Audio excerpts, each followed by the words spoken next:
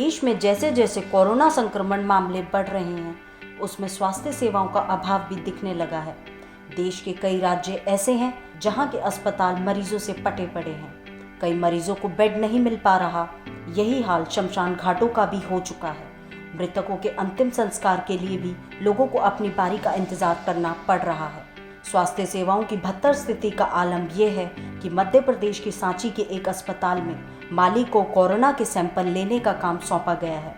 सांची के इस सरकारी अस्पताल में माली ही कोरोना की जांच कराने आए लोगों के सैंपल इकट्ठे कर रहा है। मध्य प्रदेश की इस घटना ने कोरोना महामारी के बीच स्वास्थ्य सेवाओं की चरमराती स्थिति पर एक बार फिर सवाल खड़े कर दिए हैं।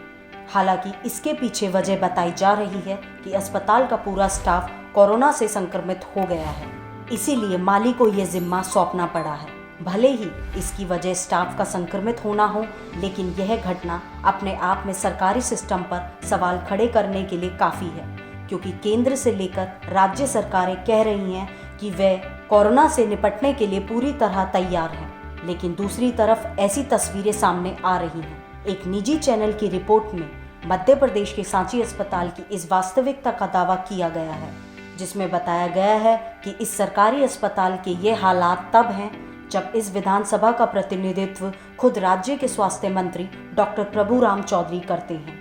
बताया जा रहा है कि इन दिनों स्वास्थ्य मंत्री चौधरी दमोह में होने वाले चुनाव के प्रचार अभियान में जुटे हुए हैं। आपको बता दें कि राज्य में कोरोना के प्रतिदिन आने वाले मामलों का आंकड़ा लगभग 6,500 के आसपास है। 2 सप्ताह से भी कम समय में यहां लगभग 47,000 करोड़ संक्रमण के नए मामले सामने आ चुके हैं। इससे हम सब समझ सकते हैं कि राज्य में कोरोना के हालात किस तरह बेकाबू हो रहे हैं। ऐसे में सवाल उठता है कि अगर सरकार के पास बेहतर स्वास्थ्य सेवा नहीं है तो आने वाले दिनों में खराब होते हालातों से वह कैसे निपटेगी। क्यों यह स्थिति आ गई कि एक माली से कोविड सैंपल लिवाए जा रहे हैं? क्या इसके लिए दूसरे स्वास्थ्य कर्मियों की व्यवस्था नहीं की जा सकती थी? आलम यह है कि माली संबंधित अस्पताल का स्थायी कर्मचारी भी नहीं है। माली हल्के राम ने बताया कि वह माली है और अस्पताल का कोई स्थायी कर्मचारी नहीं है। उसने बताया कि यहाँ पर सैंपल इसलिए इकट्ठा कर रहा हूँ क्योंकि बाकी सब लोग अस्पताल में संक्रमित हो गए हैं। कोविड की जांच में आपको लगाया, आपको अनुभव है? ट्रेनिंग दी थी आपको? सभी को दी है। नहीं, लेकिन आप तो अस्थायी रूप से हैं, आप मतलब अधिकृत नहीं है। मगर जब कोई सबरे ही अब कोविड में हो गए कर्मचारी तो किसी को तो आप परमानेंटली हैं या आपको बुला लिया जाता? नहीं, परमानेंट नहीं, मैं पेड़ पौधों को काम करता हूँ। जी, पेड़ पौधों को काम करता हूँ ना। अच्छा। उधर अस्पताल के अधिकारियों ने पूरे घटनाक्रम का बचाव किया। उनका कहना था कि माली को इसके लिए पूरी तरह से ट्रेनिंग दी गई है। उन्होंने कहा, हम क्या कर सकते हैं जब स्टाफ ही संक्रमित हो गया है।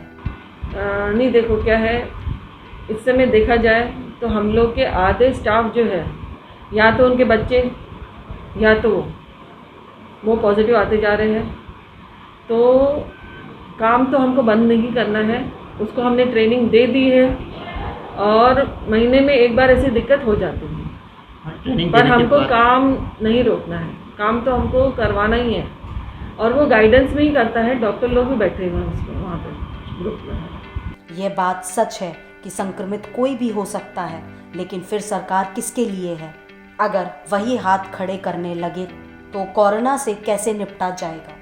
जबकि रोज़ मामले बढ़ रहे हैं, निश्चित ही इससे आम लोग परेशान होंगे और उन्हें मजबूरन प्राइवेट अस्पतालों की शरण में जाना पड़ेगा, जहां उनसे भारी भरकम बिल वसूला जाएगा।